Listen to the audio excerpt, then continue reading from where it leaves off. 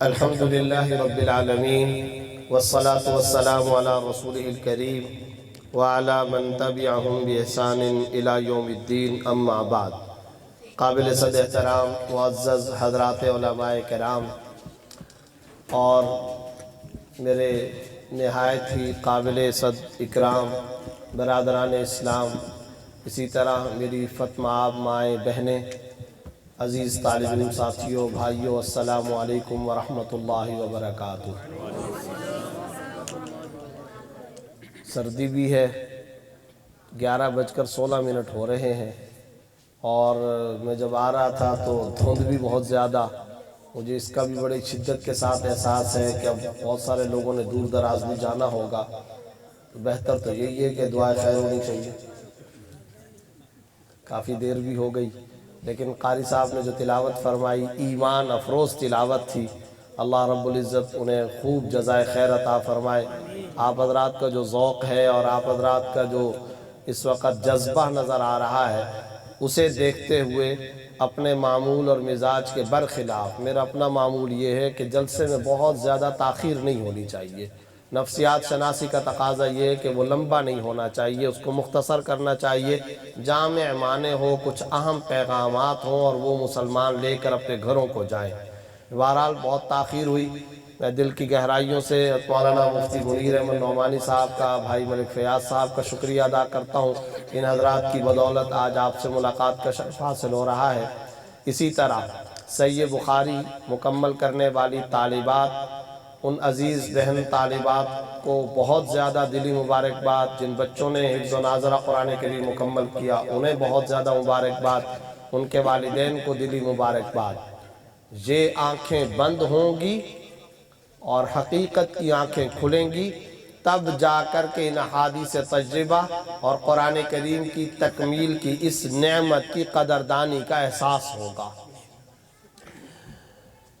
آج کا جو پروگرام ہے اس میں کئی ساری باتیں جمع کی گئیں. یہ تکمیل صحیح بخاری بھی ہے، ختم قرآن بھی ہے، سیرت تجربہ بھی ہے، اور تاجدار ختم نبوت کانفرنس بھی ہے. تو بہت سارے موضوعات ہیں. ان تمام موضوعات سے متعلق صرف ایک دو باتیں عرض کر کے انشاءاللہ پھر اختتام کی طرف جاتا ہوں. اس وقت پاکستان، عالم اسلام اور پوری دنیا میں اگر سیرت تجربہ کا صرف اخلاقی پہلو بھی اگر نافذ کر دیا جائے تو امت مسلمہ کے 90% مسائل خود بخود حل ہو جائیں گے. ریاست مدینہ، تاجدار ختم نبوت صلی اللہ علیہ وسلم کی معاشی پالیسیاں، تعلیمی انقلاب، ان کا روزگار کا سسٹم، حکومت کا نظام، ان کا مملکت کو چلانے کا نظام، یہ سارے کے سارے سیرت تجربہ کے بڑے وسیع و عریض موضوعات ہیں. صرف سیرت تجربہ کا اخلاقی پہلو بھی اگر آج پاکستان کی سڑکوں پر نافذ ہو جائے، میرے آپ کے بدن اور وجود پر نافذ ہو جائے، تو ہمارے بے شمار مسائل خود بخود حل ہوں. مسند احمد، سرکار دو عالم صلی اللہ علیہ وسلم کی حدیث، قصہ موجود. آپ صلی اللہ علیہ وسلم مجلس صحابہ سے نکلے، بہت سارے صحابہ کرام آ کر کے سلام کر رہے، مصافحہ کر رہے. ایک نے سلام کیا، دوسرے نے کیا، تیسرے نے کیا. ایک شخص آیا، اس نے آ کر کے سلام کے لیے آگے ہاتھ بڑھایا. آپ صلی اللہ علیہ وسلم نے مصافحہ فرمایا اور پھر فرمایا، اے شخص، تمہارے ہاتھوں میں کچھ سختی اور گٹے محسوس کرتا ہوں، اس کی کیا وجہ ہے؟ اس نے کہا، یا رسول اللہ، آپ کی امت کا ایک غریب آدمی ہوں، مفلس آدمی ہوں، سارا دن پتھر کوٹنے کی دکان پہ کام کرتا ہوں، ہتھوڑا چلاتا ہوں، جس کی وجہ سے ان ہاتھوں پر یہ گٹے، دانے اور سختی آپ محسوس کر رہے. روایات میں آتا ہے پہلے آپ صلی اللہ علیہ وسلم نے امت کے اس مزدور کا ہاتھ تھاما، اس کو قریب کیا، اپنے سینے کے ساتھ لگایا، اور پھر اس مزدور کے ہاتھ کا بوسہ دیا اور فرمایا، اے شخص، چونکہ تو رزق حلال کماتا ہے، تو رزق حلال کی جدوجہد کرتا ہے، تیرے ہاتھ اس قابل ہیں کہ خود نبوت تیرے ہاتھوں کو بوسہ دے۔ مجلس کے اندر ایک مرتبہ موجود ایک شخص آیا، آ کر کے کہتا ہے کہ یا رسول اللہ، میرا بچہ گم ہو گیا ہے اور میں بہت پریشان ہوں، دعا فرما دیجئے۔ بچے کی والدہ بھی بہت پریشان، میں بھی بہت پریشان، اتنا ٹائم گزر گیا، میرا بیٹا گم ہو گیا ہے، اب آپ کے پاس دعا کی درخواست کے لیے آیا ہوں۔ آپ صلی اللہ علیہ وسلم نے ہاتھ اٹھائے، دعا فرمائی۔ یہ بھی نبی کا معجزہ تھا کہ ایک اور شخص باہر سے آیا، اس نے کہا کہ کیا معاملہ ہوا؟ آپ صلی اللہ علیہ وسلم نے فرمایا کہ اس شخص کا بیٹا گم ہو گیا ہے۔ اس شخص نے کہا کہ یا رسول اللہ، مدینہ کی گلیوں میں سے فلاں بڑی جو گلی ہے، اس میدان کے اندر میں نے یتیم شہداء کے یتیم بچوں، صحابہ شہداء کے یتیم بچوں کے ساتھ اس کے بیٹے کو بھی ابھی تھوڑی دیر پہلے کھیلتے ہوئے دیکھا ہے۔ آپ صلی اللہ علیہ وسلم نے اس شخص کو مبارکباد دی اور فرمایا کہ جاؤ، تمہیں تمہارا بچہ مبارک ہو، وہ مل گیا۔ وہ شخص پیٹھ پھیر کر کے خوش ہو کر کے وہاں سے تیز قدموں کے ساتھ جانے لگا۔ جب وہ چلا گیا تو روایات کے اندر آتا ہے کہ آپ صلی اللہ علیہ وسلم کا چہرہ مبارک اچانک تبدیل ہو گیا اور اچانک چہرے پہ سرخی آ گئی، پریشانی کے آثار ظاہر ہو گئے۔ صحابہ نے محسوس کیا، ایک شخص کو فرمایا جلدی کرو، یہ جس کا بچہ گم تھا اسے جا کر کے تلاش کرو، وہ ابھی بچوں میں جانے نہ پائے کہ اس کو پہلے میرے پاس بلا کر کے لاؤ۔ اسے بلایا گیا، وہ دوبارہ خدمت کے اندر آیا تو آپ صلی اللہ علیہ وسلم نے فرمایا دیکھو بھائی، میں نے تمہیں اس لیے بلایا تھا، تمہارا بچہ بہت دیر سے گم ہے، جب تم ان کھیلتے ہوئے شہداء صحابہ کے یتیم بچوں کے درمیان میں اپنے بچے کو دیکھو گے تو مجھے لگتا ہے کہ تم اس کو اپنے بچے کو پیار سے یا بنیا، اے میرے پیارے بیٹے کہہ کر کے پکارو گے۔ میں نے تمہیں اس لیے بلایا، تم اس کا نام لے کر کے اس کو پکارنا، اے میرے پیارے بیٹے کہہ کر نہ پکارنا، اس لیے کہ جب تم میرے پیارے بیٹے کہہ کر کے تم بلاؤ گے تو میرے شہداء صحابہ کے ان یتیم بچوں کے دلوں پر کیا گزر رہی ہو۔ اور پھر فرمایا دوسری بات میں نے تم سے بڑی ضروری یہ کرنی ہے کہ پدری شفقت کے ہاتھوں مجبور ہو کر تم اس بچے کا بوسہ بھی لو گے۔ اتنی دیر سے تمہارا بچہ گم ہے تو تم پیار بھی کرو گے، تم بوسہ بھی لو گے، تو میں تم سے یہ کہنا چاہتا ہوں کہ تم اس بچے کو وہاں میدان سے لے کر کے چلے جانا، ان دوسرے شہداء صحابہ کے یتیم بچوں کے سامنے میں اپنے بچے کو پیار نہ کرنا، بوسہ نہ لینا، اس لیے کہ اگر تم نے بوسہ لیا تو اس وقت امت کے ان بچوں کے دل پر کیا گزر رہی ہوگی۔ گھر لے جانا اور کمرے میں جا کر کے پیار کر لینا تاکہ میرے ان معصوم بچوں کے دلوں پر گراں نہ گزرے، وہ یہ نہ سوچیں آج اگر ہمارا والد زندہ ہوتا تو وہ بھی ہمیں اس طرح سے پیار کے ساتھ معاملہ کرتا۔ یہ امت کی نفسیات شناسی، یہ ہے مزاج شناسی، یہ ہے یتیم بچوں پر شفقت کا معاملہ۔ عید کی نماز کا اجتماع ہے، روایات کے اندر آتا ہے کہ نماز عید پڑھانے کے لیے تشریف لے جا رہے، اور جب دیکھا کہ مدینہ کے کچھ بچے نئے کپڑے پہن کر کے کھیل کود کے اندر مشغول، تو وہاں سے گزرتے ہوئے ایک بچہ ایسا ہے جو کھیل نہیں رہا، جو چٹان کے کنارے آرام سے بیٹھا ہے اور وہ کھیل کود میں مشغول نہیں، اور نئے کپڑے بھی اس نے عید کے دن نہیں پہنے۔ آپ صلی اللہ علیہ وسلم نماز عید پڑھانے کے لیے میدان بقیع کی طرف جا رہے، رک گئے۔ محسن انسانیت رحمت للعالمین صلی اللہ علیہ وسلم کیسے آگے بڑھ سکتے تھے؟ رکے اور ان سارے بچوں کے باوجود اس ایک بچے کو دیکھا، اس کے قریب گئے اور اس بچے کو کہا تم کیوں نہیں کھیلتے؟ تم نے نئے کپڑے کیوں نہیں پہنے؟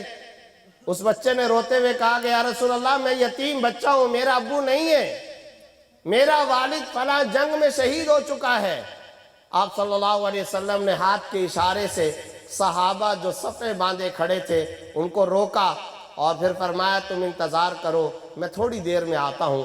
اس بچے کو لیا اور سیدھا اپنے حجرہ اور گھر تشریف لے گئے۔ حضرت عائشہ صدیقہ رضی اللہ تعالیٰ عنہا سے فرمایا اس بچے کا اکرام کرو، اسے نئے کپڑے پہنانے کا انتظام کرو، اسے اچھا کھانا کھلاؤ اور میری موجودگی کے اندر یہ سارے کام کرو۔ تھوڑی دیر کے بعد جب بچے کو کھانا کھلایا گیا، نئے کپڑوں کا انتظام کیا جا رہا، اب آپ صلی اللہ علیہ وسلم نے اس بچے کو مخاطب کر کے فرمایا، بیٹا کیا تمہیں یہ بات پسند ہے کہ آج کے بعد عائشہ تمہاری ماں ہو، میں محمد تمہارا والد بن جاؤں؟ یہ ہے اخلاقی پہلو، یہ ہے سیرت طیبہ کا وہ اخلاقی پہلو جس کو سورہ قلم آیت نمبر 4 میں اللہ نے بیان فرمایا، وَإِنَّكَ لَعَلَىٰ خُلُقٍ عَظِيمٍ۔ اے محمد صلی اللہ علیہ وسلم، آپ اخلاق و کردار کی بلندی پر فائز ہیں۔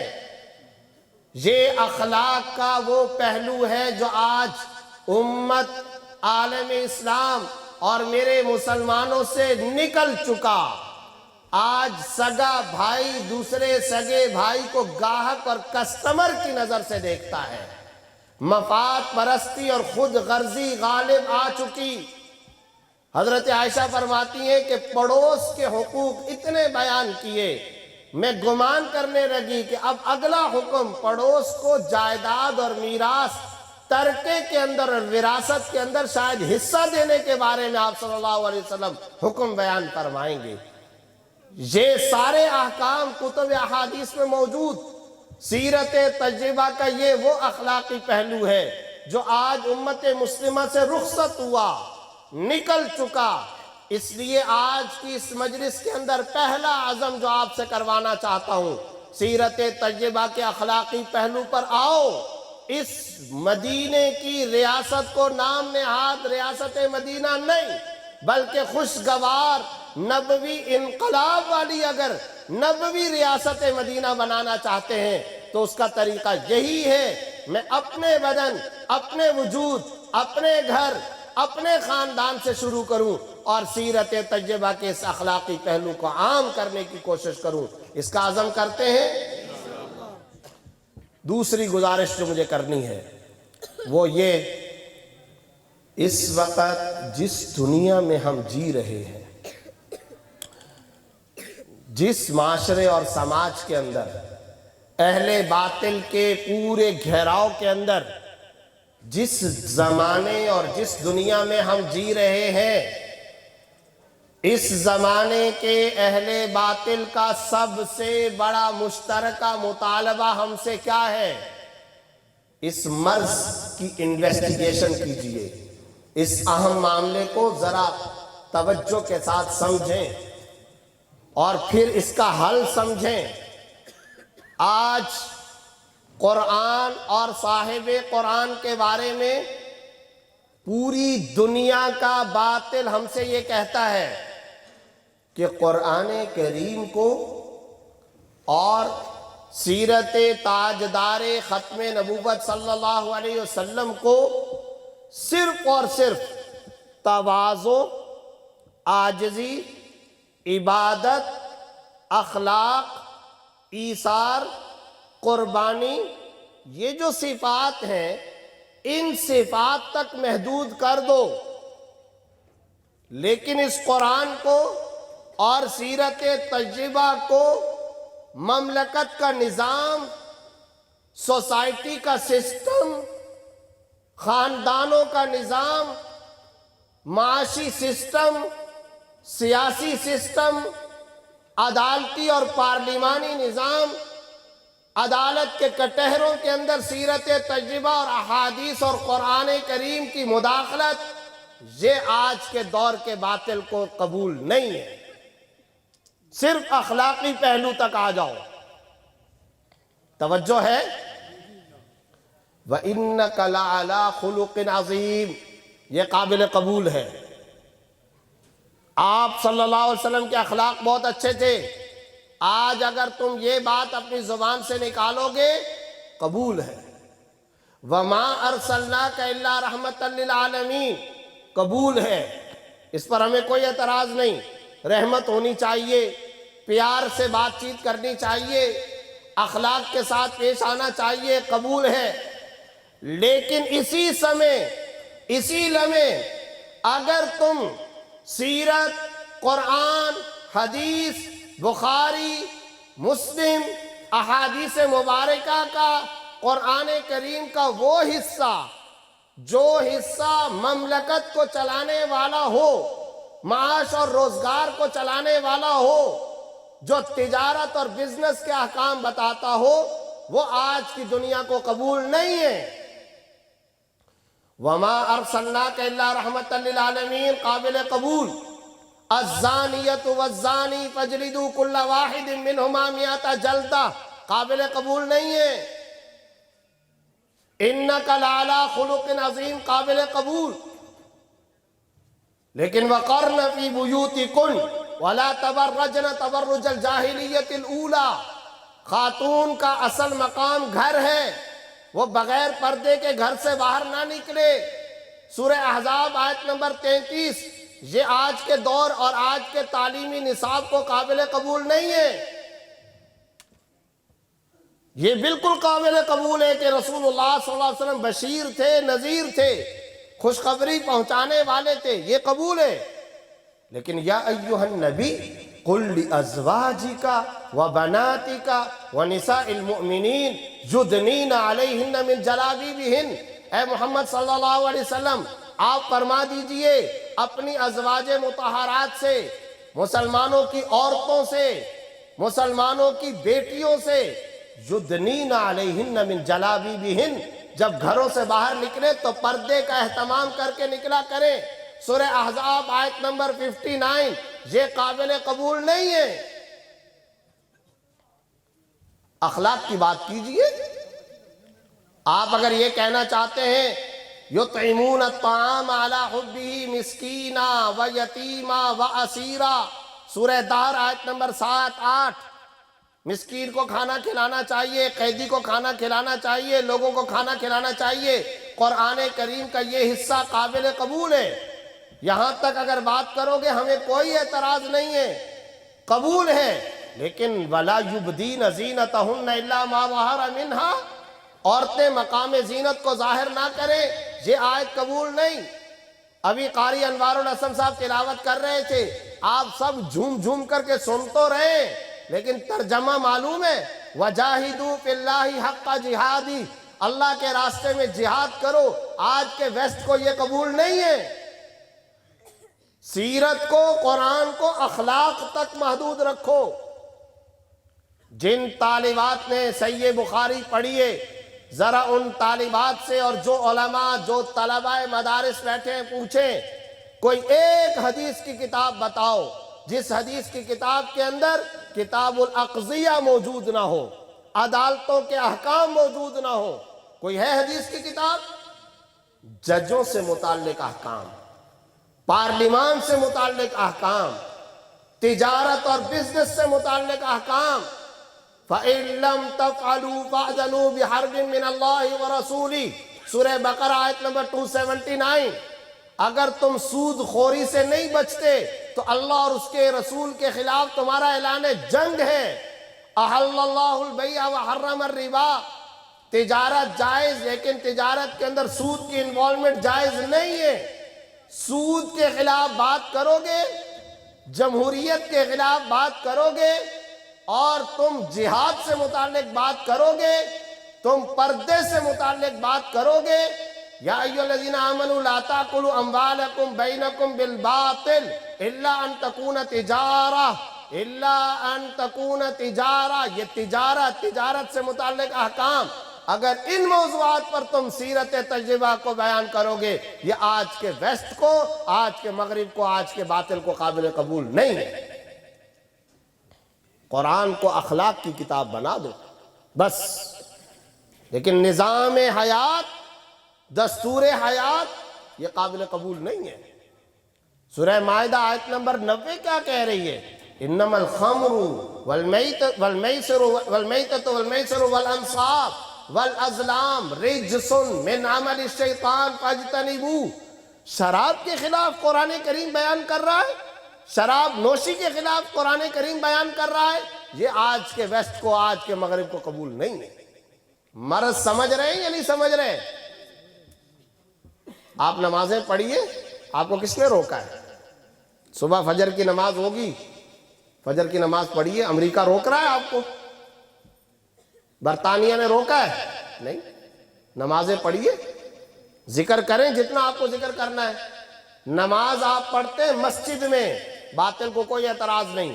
روزہ رکھتے پیٹ میں، ان کو کیا اعتراض ہو سکتا ہے؟ زکوٰۃ آپ دیتے غریبوں کو، ان کو کیا اعتراض ہو سکتا ہے؟ حج آپ کرتے مکہ میں، ان کو کیا اعتراض ہو سکتا ہے؟ یہ عبادات انجام دیں، لیکن پارلیمنٹ کا سسٹم اور پارلیمنٹ کا نظام سیرت تجربہ اور قرآن کی روشنی میں ہونا چاہیے. یہ نہیں چلے گا. عورتوں کے احکام یہ نہیں چلیں گے. عدالتوں کے احکام یہ قابل قبول نہیں ہے. بینکنگ سسٹم کے خلاف بات چیت اور کیپٹلزم اور سرمایہ دارانہ نظام کے خلاف بات چیت یہ قابل قبول نہیں ہے. سیرت کو اور قرآن کو صرف اور صرف اخلاق کی کتاب کی حد تک محدود کر دو. یہ آج کے دور کا سب سے بڑا چیلنج ہے. یہ ہے آج کے دور کا سب سے بڑا معاملہ. میں آپ سے پوچھتا ہوں، کیا رسول اللہ صلی اللہ علیہ وسلم یا قرآن نے صرف نماز کے احکام بتائے ہیں؟ تجارت کے احکام نہیں بیان کیے؟ کیا عدالتوں کے احکام بیان نہیں کیے؟ کیا اسلامی سیاست کے احکام قرآن اور حدیث نے بیان نہیں کیے؟ کیا تجارت اور بزنس سے متعلق احکام بیان نہیں کیے؟ سورہ نمل میں وزارت خارجہ کے قوانین بیان نہیں کیے گئے؟ سورہ بقرہ کے اندر بزنس سے متعلق احکام بیان نہیں کیے گئے؟ اسلام کو، قرآن کو، احادیث تجربہ کو دستور حیات ایک جامع نظام زندگی کے طور پر اگر تم پیش کرنا چاہو گے، یہ آج کے باطل کو قبول نہیں ہے. یہ ہے آج کے دور کا سب سے بڑا چیلنج. ہم بھی بڑے خوش ہو کر، ہمارے علماء بھی بڑے خوش ہو کر کئی ساری چیزوں کے فضائل بیان کرتے رہتے ہیں. اس چیز کی فضیلت یہ ہے اور اس چیز کی فضیلت یہ ہے، اور کریں بیان فضائل، اس پہ اعتراض نہیں، لیکن ذہن سازی کریں کہ یہ اسلام اور یہ قرآن پورا ضابطہ زندگی ہے، یہ پورا دستور حیات ہے، یہ 24 گھنٹے کی زندگی کو بیان کرنے والا ہے. قرآن کریم رحل کی یا تخت کی یا رمضان کی صرف تراویح کی کتاب نہیں، یہ سیال کوٹ کے چیمبر آف کامرس کے لیے نازل ہونے والا کلام ہے. یہ سیال کوٹ کی سڑکوں پر نافذ ہونے والا کلام ہے. یہ یہاں کی عدالتوں میں چلائے جانے والا کلام ہے. یہ یونیورسٹی اور کالجوں کا سلیبس اور نصاب تعلیم بننے کے لائق کلام ہے. یہ چلتی پھرتی زندگی میں نافذ کیے جانے والا کلام ہے.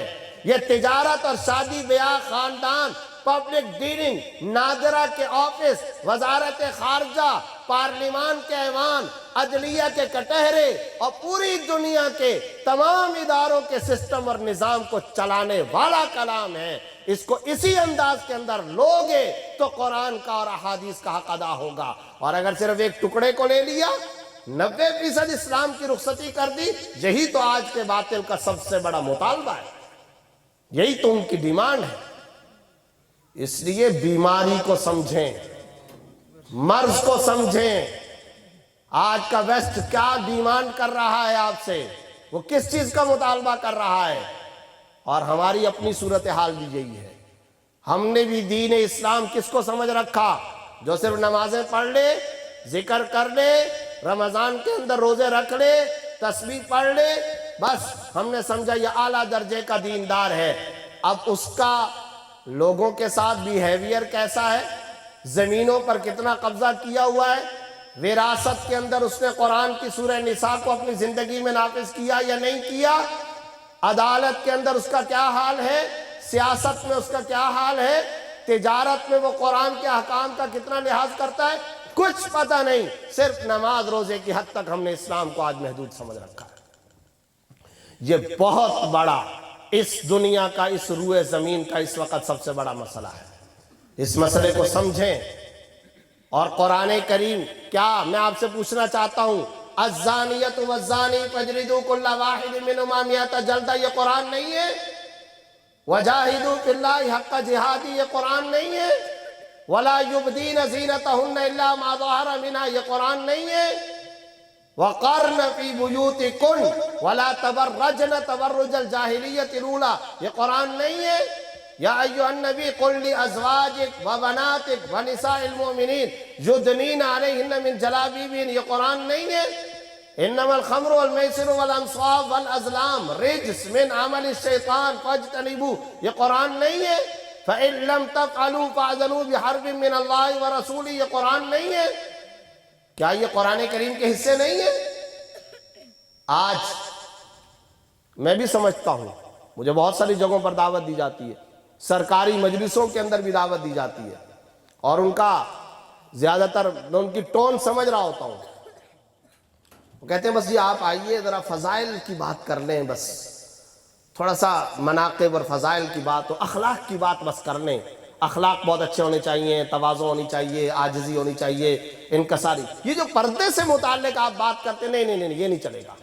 پنجاب ٹیکسٹ بک بورڈ کی تعلیمی نصابی کمیٹیاں اور پنجاب کا نظام اور نصاب تعلیم ان کی اسلامیات کی کتابوں سے سورہ اعراف، سورہ نساء، پردے کے احکام، جہاد کے احکام، سود سے متعلق احکام، ان کو نکال دو، ان کو نکال دو، ان کی ضرورت نہیں ہے۔ سندھ ٹیکسٹ بک بورڈ کی کتابوں سے ان کو نکال دو۔ آئے دن یہ آیتیں نکال دی گئیں، آپ سنتے رہتے ہیں یا نہیں سنتے یہ خبریں؟ نصاب تعلیم سے یہ آیتیں نکال دو، یہ آیتیں نکال دو، یہ آیتیں نکال دو۔ صرف اور صرف اخلاق والا، لوگوں کے ساتھ مسکرا کر پیش آنا چاہیے، تواضع ہونی چاہیے، عاجزی ہونی چاہیے، توکل ہونا چاہیے، نماز پڑھنی چاہیے، ذکر کرنا چاہیے، تسبیحات پڑھنے چاہیے، زیادہ سے زیادہ نفلیں پڑھنی چاہیے۔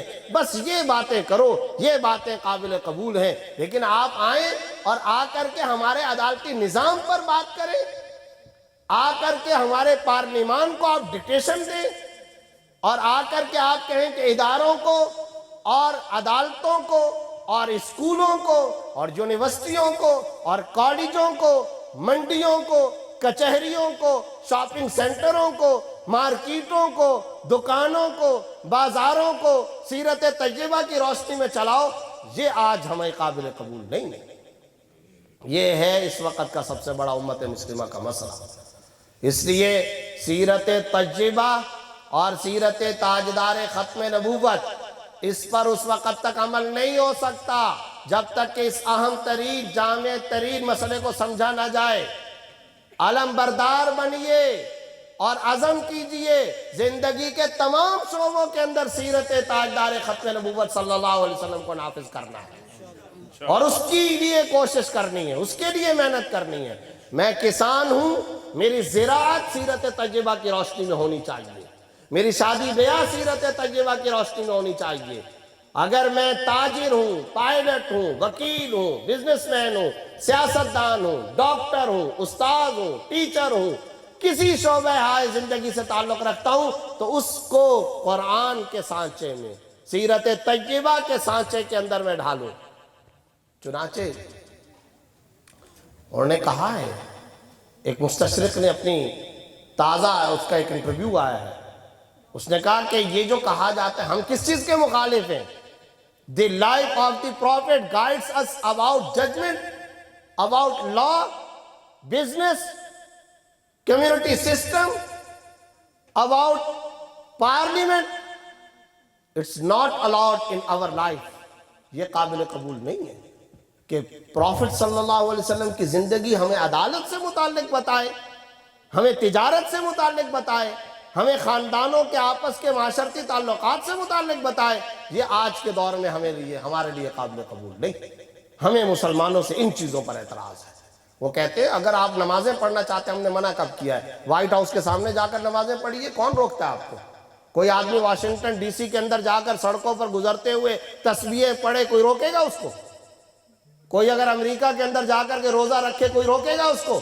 کوئی نہیں روکے گا، اس کو کوئی نہیں روکنے والا۔ جتنی مرضی آپ تسبیحات پڑھیں، جتنا مرضی آپ ذکر کریں، جتنی مرضی رات کو اٹھ کر کے آپ قرآن کریم کی تلاوت کریں، اس کے اوپر پابندی نہیں ہے۔ پابندی ان معاملات پر ہے، اور یہ ہے آج کے دور کا اور سماج کا۔ اور میں علماء دوستوں سے بھی کہنا چاہتا ہوں، اپنے ائمہ مساجد سے بھی کہنا چاہتا ہوں، اور اپنے خطباء مساجد سے بھی کہنا چاہتا ہوں، خدا را جس کڑی کے اندر، جس سانچے کے اور مشین کے پرزے میں باطل آپ کو فٹ کرنا چاہے آپ اسی میں فٹ ہوتے چلے جائیں گے. وہ آپ کو کہنا یہی چاہتا ہے ہاں ہاں ان کو گولیاں دے کے رکھو فضائل کی، ان کو بولا کرو کہ زیادہ زیادہ تسبیحات پڑھو. میں اس کا انکار نہیں کر رہا، یہ بالکل صحیح ہے. فضائل، مناقب، اخلاقیات، بشارت، ایثار، قربانی سب سیرت طیبہ اور قرآن کریم کا حصہ ہے. لیکن یہیں تک محدود رہنا اور اسی پرزے میں فٹ رہنا اور انہی کے سانچے کے اندر فٹ رہنا، یہ باطل کا ایجنڈا ہے، قرآن کریم کا دستور نہیں ہے، ایمان کا یہ تقاضا نہیں ہے. اس لیے اس کی کمپین چلائے اور امت کو بتائیں کہ سیرت طیبہ دستور حیات ہے، جامع نظام زندگی ہے اور اس کو اسی طور پر لینے کی ضرورت ہے. یہ دو گزارشات. پہلی گزارش میں نے کی کہ ہمیں اپنے معاشرے، اپنے سماج اور اپنی سوسائٹی کے اندر جس چیز کو نافذ کرنا ہے وہ سیرت طیبہ کا اخلاقی پہلو. پہلا نقطہ میرا یہ. اور دوسرا نقطہ جو میں نے عرض کر دیا وہ کیا؟ وہ یہ کہ سیرت طیبہ کو اور قرآن کریم کو ایک جامع دستور حیات اور ضابطہ زندگی کے طور پر انسانیت کے سامنے پیش کرنا، یہ موجودہ دور کا ہم پر سب سے بڑا اسلامی فریضہ ہے. اور وہ آیتیں پڑھنا جن آیتوں کے پڑھنے سے ہمارا چودھری طبقہ، مسجدوں میں جمعے کے اندر آیا ہوا طبقہ، جن کے چہروں پہ شکنیں آتی ہیں آیا کریں، لیکن آپ کو پڑھنا ہے وہ سارے کا سارا قرآن کریم کا حصہ. علی الرغم ان کی طبیعت پہ گراں گزر رہا ہو، ان کو اچھا لگے یا برا لگے، پرواہ نہیں کرنی ہے. قرآن کریم کے اندر صرف اور صرف وما ارسلناک الا رحمۃ للعالمین نہیں ہے. قرآن کریم کے اندر صرف اور صرف اللہ کے غفار، غفور، رحیم اور رحمان ہونے کا تذکرہ نہیں ہے. قرآن کریم میں جہاں یہ صفات خداوندی ہیں، اسی قرآن میں جبار بھی ہے، قہار بھی ہے، منتقم بھی ہے، قاسط بھی ہے، عادل بھی ہے، منصف بھی ہے. شراب کے خلاف احکام ہیں، پردے سے متعلق احکام ہیں، وزارت خارجہ سے متعلق احکام ہیں، بدکاری سے متعلق احکام ہیں، آنکھیں نیچی کرنے سے متعلق احکام ہیں، بزنس و عدالت سے متعلق احکام ہیں. اور اسی لارج اسکرین کو، بڑے کانسیپٹ کو، بڑے تصور کو انسانیت کے سامنے پیش کرنا، یہ قرآن و حدیث کی اصل نیابت اور وراثت ہے. اور آخر کے اندر جو بات میں کہنا چاہتا ہوں وہ یہ ہے کہ خاتم الانبیاء اور ختم نبوت، ہم سب کے عقیدے کے اندر یہ بات شامل، بلکہ بنیادی عقیدہ کہ رسول اللہ صلی اللہ علیہ وسلم آخری پیغمبر، آپ صلی اللہ علیہ وسلم کے بعد کوئی پیغمبر آنے والا نہیں ہے. وہ مرتد ہے، وہ ملعون ہے، وہ زندیق ہے، وہ سب سے بڑا جھوٹا ہے جو نبی صلی اللہ علیہ وسلم کے بعد نبوت کا دعویٰ کرے. یہی نظریہ ہے کہ نہیں؟ یہی عقیدہ ہے کہ نہیں؟ اب ذرا یہ بات سن لیجئے. آپ کو معلوم ہے کہ اس سلسلے میں جو سب سے بڑا فتنہ ہے وہ ہے قادیانیت کا فتنہ. ہماری قادیانیت کے فتنے سے متعلق علمی طور پہ تیاری کتنی ہے؟ کچھ تیاری ہے. نعرے ہیں، سوشل میڈیا ہے، جذباتی تقریریں ہیں، بیانات ہیں، لیکن ہمارا سبزی فروش، ہمارا ڈاکٹر، ہمارا تاجر، ہمارا بزنس مین، ہمارا ایک عام وکیل، ہمارا ایک عام دکاندار ختم نبوت سے متعلق کچھ تحقیقی مواد اپنے سامنے نہیں رکھتا اور اسے کچھ معلومات نہیں. آپ کسی بھی قادیانی سے اگر ملاقات کریں اور ان سے کہیں، وہ قرآن کریم کی تعریف کرے گا. اور اگر آپ ان سے کہیے کہ رسول اللہ صلی اللہ علیہ وسلم خاتم الانبیاء ہیں، آخری نبی ہے، تو وہ کہتا ہے، یہ بیٹھے علماء پوچھیں، وہ کہتے ہیں کہ ہاں ہم کہتے ہیں کہ رسول اللہ صلی اللہ علیہ وسلم خاتم النبیین ہیں. وہ یہ کہیں گے آپ کے سامنے. پھر جھگڑا کیا ہے؟ پھر کس بنیاد پر ان کو امت مسلمہ سے قانونی اور شرعی طور پر خارج کیا گیا؟ تو اس نقطے کو سمجھیں. وہ نقطہ کیا ہے؟ وہ معاملہ ہے کیا؟ اس کے کورسز ہونے چاہیے، اس کی تحقیق ہونی چاہیے. ان کا نظریہ یہ ہے کہ محمد الرسول اللہ صلی اللہ علیہ وسلم خاتم الانبیاء ہیں. خاتم کا کیا معنی؟ میرا اور آپ کا نظریہ اور موقف یہ کہ نبوت کی کلی کھلی ہے، اور پہلی کلی حضرت آدم علیہ السلام کی شکل میں، اور پھر یہ نبوت کی کلی کھلنے کے بعد یہ نبوت مکمل طور پر آ کر کے ختم ہوئی، تکمیل ہوئی، اتمام ہوا حضرت محمد مصطفیٰ صلی اللہ علیہ وسلم پر۔ پھر یہ پیکج بند ہو گیا، اس کے بعد اب یہ نبوت کسی اور کو نہیں ملنی۔ جس طرح کسی چیز کو، کسی گٹھڑی کو پیک کیا جاتا ہے، بعد میں بند کیا جاتا ہے، اوپر گٹھان لگائی جاتی ہے، سیل لگائی جاتی ہے، مہر لگائی جاتی ہے، اسٹیمپ لگا دی جاتی ہے، خاتم الانبیاء کا یہ معنی ہے۔ وہ اس کا معنی یہ لیتے ہیں کہ خاتم الانبیاء یعنی محمد الرسول اللہ صلی اللہ علیہ وسلم نبوت کی مہر لگانے والے ہیں۔ کیا مطلب؟ اس کا مطلب وہ یہ لیتے ہیں، امت میں اگر کوئی آدمی بہت نیک ہوتا جائے گا، نیک ہوتا جائے گا، نیک ہوتا جائے گا، تو محمد مصطفیٰ اس کے اوپر نبوت کی مہر لگاتے جائیں گے، اور جس پر محمد مصطفیٰ مہر لگاتے چلے جائیں گے وہ محمد مصطفیٰ کے بعد بھی پیغمبر اور نبی بنتا چلا جائے گا۔ یہ معنی وہ لیتے ہیں۔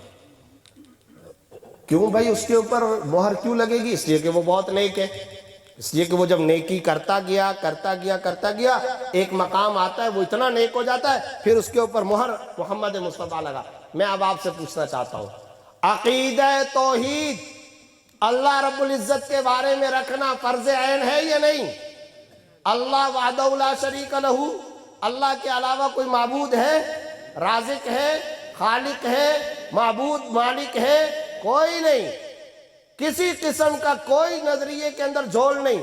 جس طرح عقیدہ توحید اللہ کے بارے میں مطلوب ہے، اسی طرح وحدت ختم نبوت، اسی طرح عقیدہ توحید ختم نبوت کا عقیدہ محمد الرسول اللہ کے بارے میں بھی رکھنا فرض عین ہے۔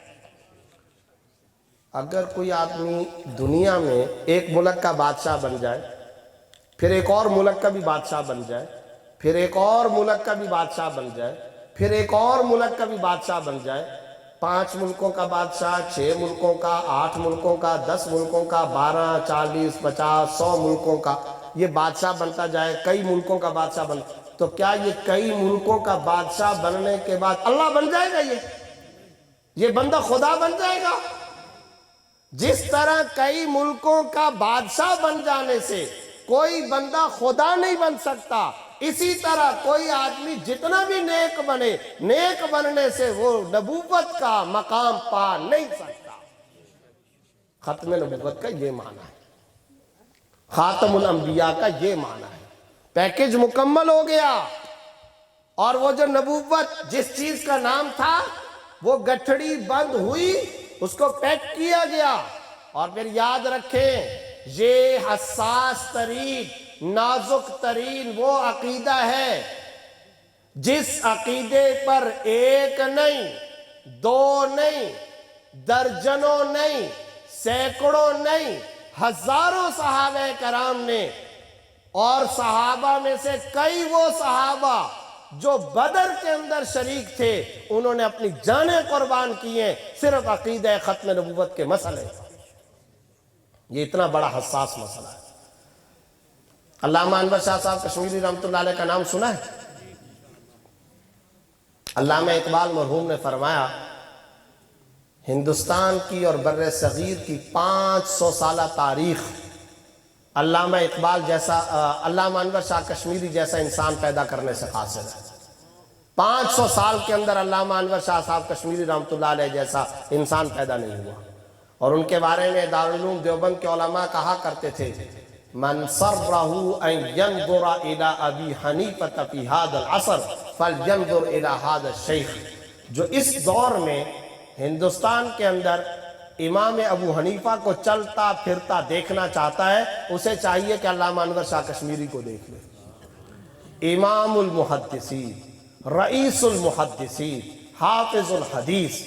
اور علامہ اقبال مرحوم فرماتے ہیں کہ اگر یہ علامہ انور شاہ کشمیری مجھ سے نہ ملتے اور 4-5 سال کے بچے کی طرح مجھے اپنے سامنے بٹھا کر کے اپنی شاگردی کا درجہ مجھے نہ دیتے، مجھے نہ سمجھاتے، تو میں اسلام کے بے شمار احکام کے بارے میں ہمیشہ مشکوک رہتا۔ میرا محسن، میرا استاذ اگر کوئی ہے تو علامہ انور شاہ صاحب کشمیری رحمۃ اللہ علیہ۔ شیخ الہند رحمۃ اللہ علیہ کے بارے میں بہت سارے علماء سے آپ نے یہ سنا ہوگا کہ جب وہ مالٹا کی جیل سے واپس آئے، چھتا مسجد دارالعلوم دیوبند کے اندر آ کر کے سارے طلباء علماء، انہوں نے آ کر کے کہا تھا کہ 2 باتیں کہتا ہوں، قرآن کے درس کو عام کرو اور امت کا اختلاف آپس کے اندر ختم کرو۔ یہ تو سب سناتے ہیں، ہے نا؟ لیکن ایک معاملہ حضرت شاہ صاحب رحمۃ اللہ علیہ کا بھی ہے، علامہ انور شاہ صاحب کشمیری رحمۃ اللہ علیہ۔ حضرت علامہ انور شاہ صاحب کشمیری رحمۃ اللہ تعالی علیہ بیمار تھے، آخری ایام، گھر سے نہیں نکل سکتے تھے۔ ایک وقت میں فرمایا، اور یہ شہادت اپنی وفات سے 4-5 دن پہلے کا واقعہ ہے، 4-5 دن کے بعد پھر ان کا انتقال ہو گیا۔ حکیم عبد الحنان صاحب رحمۃ اللہ علیہ نے یہ واقعہ لکھا ہے۔ شاہ صاحب رحمۃ اللہ علیہ نے فرمایا کہ مجھے مسجد کے اندر لے چلو، چنانچہ دونوں بازوؤں سے ان کو سہارا دیا گیا اور سہارا دے کر کے ان کو مجلس میں لایا گیا۔ طلباء جمع ہو گئے، علماء جمع ہو گئے۔ حضرت شاہ صاحب نے فرمایا میں ایک بڑی ضروری بات کرنے کے لیے آیا ہوں۔ اور وہ ضروری بات کیا ہے؟ جب وہ بات کرنے لگے تو انہوں نے لکھا ہے کہ ان کی آواز نہیں آ رہی تھی، نقاہت تھی اور بہت زیادہ کمزوری تھی، آواز نہیں آ رہی تھی۔ پھر طلباء اکٹھے ہوئے، پھر وہ بات کرنے لگے تو آواز کم تھی، پھر بہرحال سارے کے سارے اساتذہ اور طلباء کو اکٹھا کیا گیا اور بالکل قریب آ گئے۔ اب حضرت شاہ صاحب رحمۃ اللہ نے فرمایا میں تم سے یہ بات کہنے کے لیے آیا ہوں، 2 باتیں مجھے کرنی ہیں۔ میں نے پوری زندگی حدیث پڑھائی ہے اور میں دنیا کے مختلف ملکوں میں گھوما ہوں اور میں تاریخ اسلام کا ایک ادنا درجے کا طالب علم ہوں۔ یہ سن لیجئے اور ائمہ مساجد سن لیں، علامہ انور شاہ صاحب کشمیری رحمۃ اللہ علیہ کے الفاظ، میں حدیث کا طالب علم ہوں، قرآن کی تفسیر کا طالب علم ہوں، اور اس کے ساتھ ساتھ 1400 سال کی اسلامی تاریخ کا میں طالب علم ہوں۔ میں تم سے یہ کہنا چاہتا ہوں کہ اس پوری کی پوری 1400 سال کی تاریخ کا مطالعہ کرنے کے بعد میری نظر میں اس روئے زمین پر سب سے زیادہ خطرناک اور بدترین فتنہ اگر کوئی ہے تو وہ قادیانیت کا فتنہ ہے۔ یہ میری زندگی کا خلاصہ۔ اور پھر فرمایا کہ میں ایک اور بات بھی کہنا چاہتا ہوں، جو بات میں مقدمہ بہاولپور کے اندر عدالت کے اندر جب وہاں گئے تو وہاں پر علماء جمع ہوئے اور علماء نے کہا کہ حضرت شاہ صاحب رحمۃ اللہ علیہ نے ہم پر احسان فرمایا، اس مقدمے میں تشریف لائے، اور دیکھو مسلمانوں یہ اتنا سفر کر کے آئے، یہ ڈابیل سے اور ہندوستان سے آئے اور آج اس مقدمے کے اندر مسلمانوں کی طرف سے موقف پیش کرنے کے لیے آئے ہیں۔ جب یہ سب باتیں اسٹیٹ سیکرٹری نے کہیں تو شاہ صاحب رحمۃ اللہ علیہ نے کھڑے ہو کر کے فرمایا کہ یہ صاحب پتہ نہیں کیا کیا کہتے رہے۔ ارے بھائی کون سا احسان، کہاں کا احسان، کس چیز کا احسان؟ سن لو، اگر ہم نے ختم نبوت کی چوکیداری نہ کی تو میں رب کعبہ کی قسم کھا کر کے کہتا ہوں گلی میں چلنے والا کتا بھی انور شاہ سے زیادہ بہتر ہوگا۔ یہ شاہ صاحب رحمۃ اللہ علیہ کے الفاظ ہیں۔ اچھا، ایک اور بزرگ کا آپ نے نام سنا ہوگا، حضرت علامہ سید عطا اللہ شاہ صاحب بخاری رحمۃ اللہ علیہ، سنا ہے؟ تو یہ جن کا میں نے آپ کو نام دیا، حضرت علامہ انور شاہ صاحب کشمیری رحمۃ اللہ علیہ، اتنا بڑا انسان، یعنی آج ان کی ایک ایک کتاب پر آکسفورڈ میں پی ایچ ڈی ہوتی ہے۔ شاہ صاحب رحمۃ اللہ علیہ پر ایس آئی پی ایچ ڈی کر رہے ہیں، واشنگٹن ڈی سی میں پی ایچ ڈی ہو رہی ہے شاہ صاحب رحمۃ اللہ علیہ پہ۔ فیض الباری پر ہانگ کانگ کے اس انگریز سے میں ملا ہوں جو فیض الباری علامہ انور شاہ صاحب کشمیری رحمۃ اللہ علیہ کی شرح بخاری پر پی ایچ ڈی کر رہا ہے۔ شاہ صاحب کے علوم پر آج ویسٹ کے اندر پی ایچ ڈی ہو رہی ہے، پیرس میں پی ایچ ڈی ہو رہی ہے، آئرلینڈ میں پی ایچ ڈی ہو رہی ہے، برطانیہ میں ہو رہی ہے، امریکہ میں ہو رہی ہے۔ اتنا بڑا انسان، انہوں نے خدام الدین شیراوالا باغ لاہور کے اندر شاہ صاحب رحمۃ اللہ علیہ سید اللہ شاہ صاحب بخاری رحمۃ اللہ علیہ کی موجودگی میں فرمایا کہ میں ختم نبوت کے سلسلے میں آج بیعت کرنا چاہتا ہوں اور سارے علماء سے کہتا ہوں کہ وہ بھی میرے ساتھ مل کر کے بیعت کریں، اور میں لقب دینا چاہتا ہوں عطا اللہ شاہ بخاری ختم نبوت کے سلسلے میں ہمارے امیر بھی ہیں اور ہمارے قائد بھی ہیں، اور جو ختم نبوت کا امیر اور قائد ہوتا ہے وہ شریعت کا بھی امیر ہوتا ہے، لہذا آج کے بعد ان کو امیر شریعت سید عطا اللہ شاہ بخاری کہہ کر کے پکارا جائے۔ اب یہ شاہ صاحب رحمۃ اللہ علیہ کے ہاتھ پر کس نے بیعت کی ہے؟ علامہ انور شاہ صاحب کشمیری رحمۃ اللہ۔ اب شاہ صاحب کون تھے؟ حضرت مولانا الیاس صاحب رحمۃ اللہ علیہ کا نام سنا ہوگا، بانی تبلیغی جماعت، سنا ہے؟ وہ بیمار ہے اسپتال کے اندر، ہندوستان میں ایک اسپتال میں کلکتہ میں، اس بیماری کی حالت میں سید عطا اللہ شاہ صاحب بخاری رحمۃ اللہ علیہ عیادت کرنے کے لیے گئے ہیں۔ تو جب وہاں عیادت کرنے، یہ شورش نے لکھا ہے، عیادت کرنے کے لیے گئے تو لوگوں نے حضرت مولانا الیاس صاحب رحمۃ اللہ علیہ سے فرمایا کہ شاہ جی آئے ہیں عیادت کرنے کے لیے، کہ اچھا مجھے اٹھاؤ۔ تو مولانا الیاس صاحب کے پاس شاہ جی آ کر کے عیادت کرتے رہے، بات کرتے رہے۔ جب وہ اٹھ کر کے جانے لگے تو مولانا الیاس صاحب رحمۃ اللہ علیہ نے اپنے تمام ساتھیوں سے کہا کہ میری کمر کے پیچھے تکیہ رکھو، یہ شخص اصل سید ہے، اور یہ شخص اس ہسپتال کے کوریڈور سے، ہسپتال کی جو بالکونی اور گلی تھی اس سے یہ گزر رہا ہے، میرے کمر کے پیچھے تم تکیہ لگاؤ، یہ جہاں تک جائے گا میں اس کو دیکھنا چاہتا ہوں، اس کو اس طرح دیکھنے سے مجھے امید ہے کہ اللہ تعالیٰ میری بخشش فرما دے گا۔ تبلیغی جماعت بنائی ہے، اس سے بخشش کا نہیں فرما رہے، عطا اللہ شاہ بخاری کو جاتے ہوئے دیکھتا رہوں گا، اس دیکھنے سے امید ہے کہ اللہ تعالیٰ میری بخشش و مغفرت فرما دے گا۔ موچی دروازہ لاہور کے اندر کھڑے تو شاہ صاحب رحمۃ اللہ علیہ نے علماء کا بھی مجمع، یہ شورش کاشمیری مرحوم کی تو داڑھی بھی نہیں تھی لیکن اسیر ختم نبوت ان کا لقب تھا، ختم نبوت کے سلسلے میں ایوب دور کے اندر بڑی قربانیاں دیں، گورنر جنرل موسیٰ ہوتا تھا، اور یہ پوری کتابیں لکھی۔ ایک تو بڑی مصیبت یہ ہے کہ ہمارے ختم نبوت کے بھی جو ساتھی اور حضرات کام کرتے ہیں ان کو بھی کوئی تاریخ واریخ، ہمارے ساتھیوں کو پتہ کچھ نہیں ہوتا۔ آپ کے سیال کوٹ کی بڑی قربانیاں ہیں ختم نبوت کے سلسلے میں، پوری تاریخ ہے۔ کسی وقت انشاءاللہ موقع ملا تو سیال کوٹ کی تاریخ ختم نبوت، اس کی قربانیاں ختم نبوت سے متعلق کیا ہیں۔ شورش کاشمیری مرحوم کی کتاب کس نے پڑھی؟ تمغہ خدمت پڑھی کسی نے؟ کسی نے پڑھی ہے موت سے واپسی؟ بوئے گل نالے دل دودے چراغ محفل؟ کوئی نہیں جانتا۔ ان کی نبضیں ڈوب رہی، 16 دن انہوں نے بھوک ہڑتال کی ہے کراچی سینٹرل جیل کے اندر گورنر جنرل موسیٰ کے زمانے کے اندر، اور زمین میں چھپتے تھے، شورش کی نبضیں ڈوب گئی۔ ان کی بچیاں ٹرین پر سفر کر کے لاہور سے کراچی جاتی تھی، بابا مر گئے، اور مولانا تاج محمود صاحب، مفتی زین العابدین صاحب رحمۃ اللہ علیہ فیصل آباد والے، میاں مسعود صاحب خانپور والے، مولانا احتشام الحق تھانوی کراچی والے، یہ سب حضرات ان کے پاس پہنچ کر کے کہتے رہے شورش خدا را امت کے لیے، قوم کے لیے بچو دودھ پی لو۔ فرمایا کرتے تھے کہ نہیں، اب آخری جنگ کر کے ہی یہاں سے نکلنا ہے، مطالبات منوا کر کے ہی نکلنا ہے۔ اور پھر آخر کے اندر جب سب علماء ان کو جا کر کے منانے لگے تو لگا مجھے بالکل نہ مناؤ، اس لیے کہ میاں مسعود صاحب کا خانپور سے رات کو پیغام آیا ہے کہ میں نے خواب کے اندر محمد الرسول اللہ صلی اللہ علیہ وسلم کو روضہ مبارک کے اندر دیکھا، اور وہ شورش تمہیں سلام بھی پیش کر رہے اور ساتھ فرما رہے شورش ڈٹے رہنا، کامیابی تمہاری ہو۔ اور پھر اس شخص کا ختم نبوت کے ساتھ عشق۔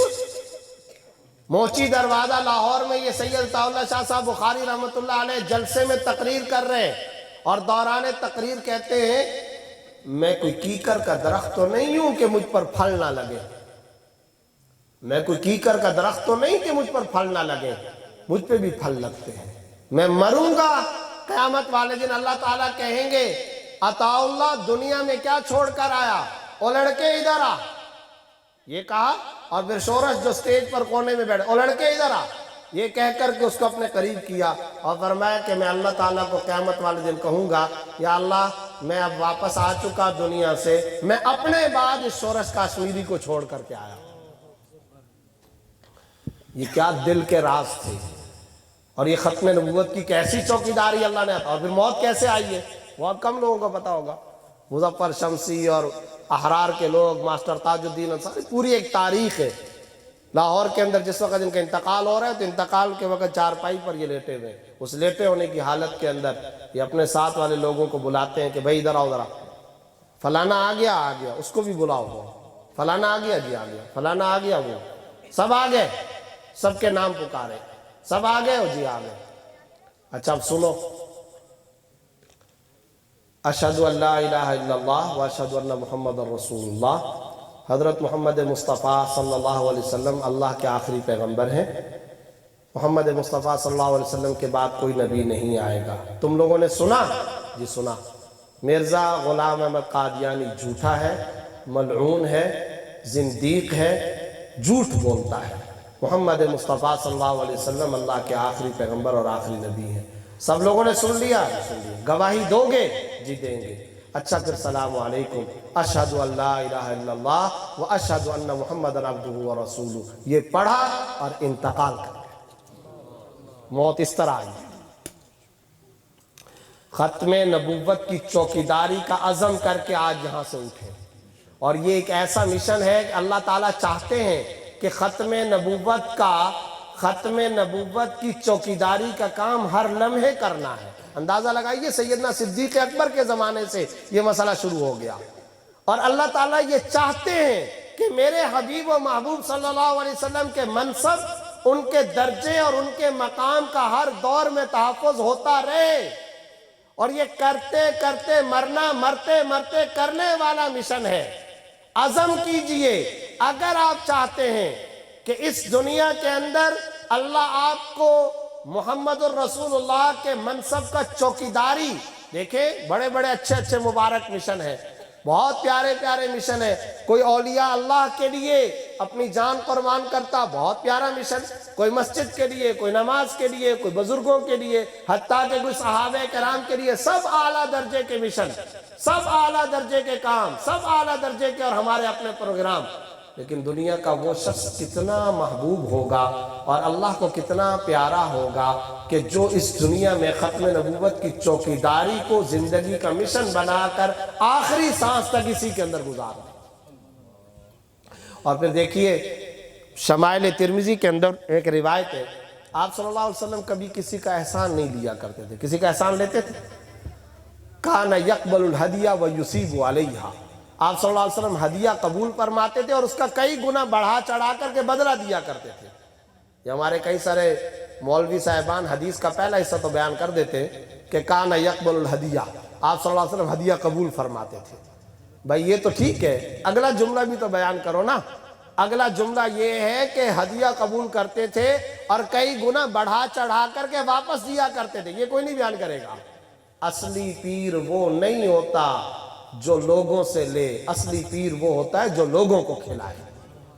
آپ صلی اللہ علیہ وسلم کے بارے میں 10 باتوں کی شہادت، سیرت تجربہ، یہ بخاری پڑھنے والی طالبات اور طلبہ جانتے ہیں۔ بخاری کی تیسری حدیث ہے، انت تصل الرحم، تکسب المعدوم، تحمل الکل، تقری الضیف، تعین علی نوائب الحق۔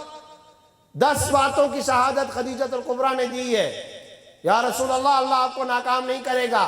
آپ رشتے ناتے جوڑتے ہیں، آپ بے روزگاروں کو روزگار پر لگاتے ہیں، آپ فقراء، یتیموں، مساکین، بیوگان کے منبع، ملجا، مرکز اور ٹھکانہ ہیں۔ آپ بھوکوں کو کھانا کھلاتے ہیں، آنے والے ڈیلیگیشن اور وفود کا اکرام کرتے ہیں، مہمانوں کی خاطر تواضع کرتے ہیں، حق کا ساتھ دیتے ہیں۔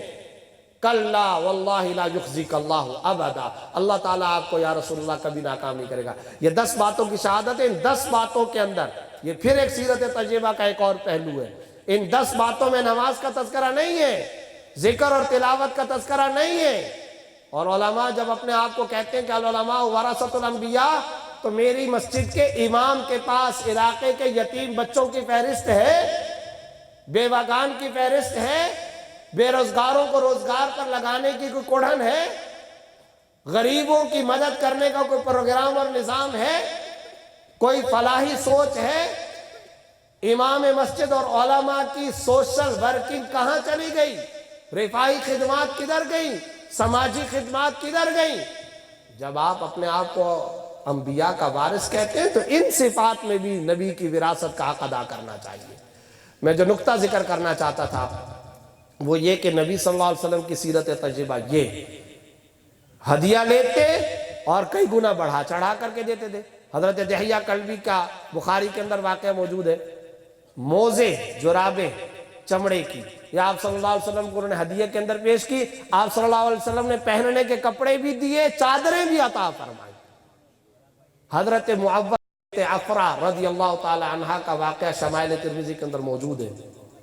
یہ سبزی کے اندر جو ککڑیاں نہیں ہوتی، ککڑیاں یہ آپ صلی اللہ علیہ وسلم کو پسند تھی، تو یہ تناول فرمایا کرتے تھے۔ مدینہ کے چھوٹے بچوں پہ شفقت فرماتے تھے، تو مدینہ کے بچوں میں یہ بات مشہور تھی کہ آپ صلی اللہ علیہ وسلم کو یہ ککڑیاں پسند ہیں۔ تو ایک مرتبہ معوذ بنت افرا کے گھر کے اندر سبزی آئی تو ککڑیاں بھی آ گئیں، تو اس بچی نے اپنی ماں سے ضد کی کہ امی جان مجھے ایک ڈونگے کے اندر ککڑیاں دو تاکہ میں رسول اللہ صلی اللہ علیہ وسلم کو گھر میں پہنچا دوں۔ انہوں نے بھی دے دی۔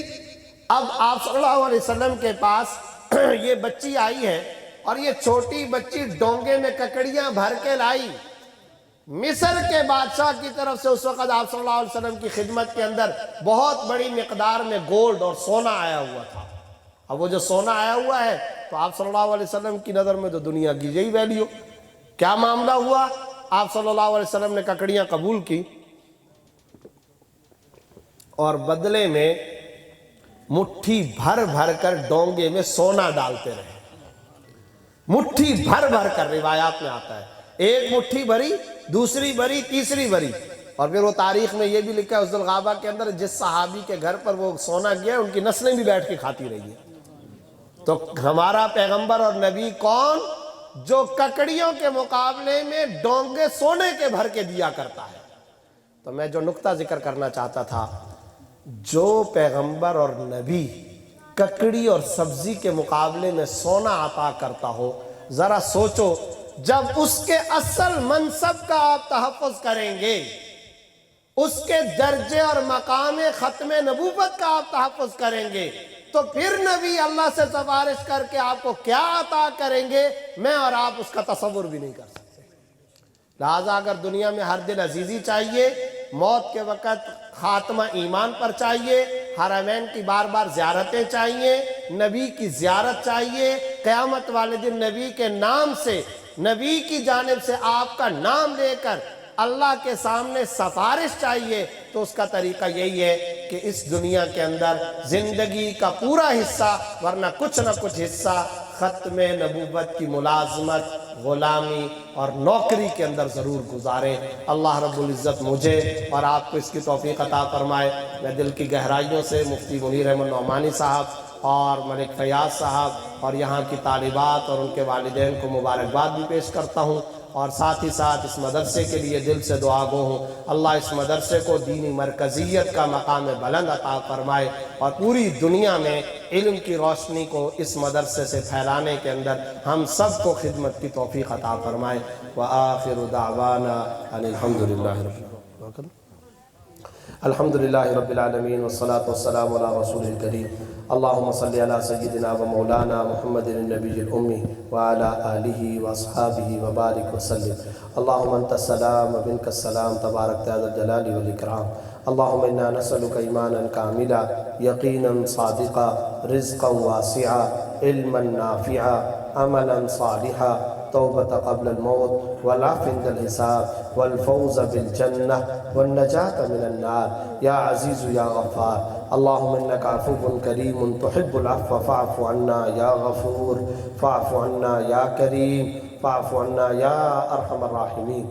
اللهم اجعلنا نخشاك كأننا نراك أبدا حتى نلقاك، وأسعدنا بتقواك ولا تشقنا بمعصيتك۔ يا حي يا قيوم برحمتك نستغيث، أصلح لنا شأننا كله ولا تكلنا إلى أنفسنا طرفة عين۔ یا اللہ اس مدرسے کو دن دگنی رات چگنی ترقیات عطا فرما، اے اللہ اسے دینی مرکزیت عطا فرما، اس کے علم کی روشنی کو پوری دنیا کے اندر پھیلا، اے اللہ ہم سب کے تمام گناہوں کو معاف فرما، سیرت تجربہ کا حق ادا کرنے اور ان کے نقوش پا پر چلنے کی توفیق عطا فرما، ہمارے خفیہ، اعلانیہ، صغیرہ، کبیرہ، ظاہری، باطنی تمام گناہوں کی اے اللہ معافی عطا فرما، پاکستان کی حفاظت فرما، پاکستان کے اداروں کی حفاظت فرما، اے اللہ اس مملکت خداداد پاکستان جو اے اللہ آپ کی طرف سے ایمان کے بعد سب سے زیادہ عظیم الشان نعمت ہے، اے اللہ اس نعمت کی قدردانی کی توفیق عطا فرما، اس کی جغرافیائی سرحدوں کی حفاظت فرما، اے اللہ اس کی نظریاتی سرحدوں کی حفاظت فرما، اے اللہ پاکستان کو پھلتا پھولتا ترقی یافتہ بنانے میں ہمیں اپنا کردار ادا کرنے کی توفیق عطا فرما، اے اللہ یہاں کے علماء، یہاں کے برادران اسلام اور شرکائے مجلس کی تمام جائز خواہشات کی تکمیل فرما، اے اللہ تمام تمناؤں اور آرزوؤں کو پورا فرما۔